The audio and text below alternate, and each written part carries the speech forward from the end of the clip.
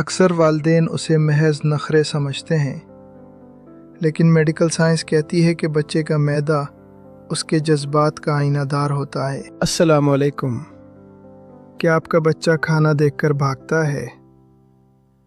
آج ہم سمجھیں گے کہ جذباتی تناؤ کا بھوک سے کیا تعلق ہے۔ جب بچہ دباؤ یا خوف میں ہوتا ہے تو جسم فائٹ اور فلائٹ موڈ میں چلا جاتا ہے اور بھوک قدرتی طور پر ختم ہو جاتی ہے۔ ہم والدین کیا غلطیاں کرتے ہیں؟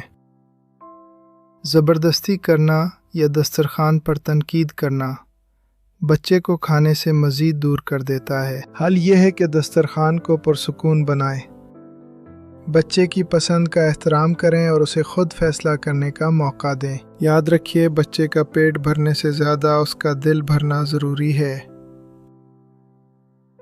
اگلی ویڈیو میں سماعت کی عادت پر بات کریں گے۔ اللہ حافظ۔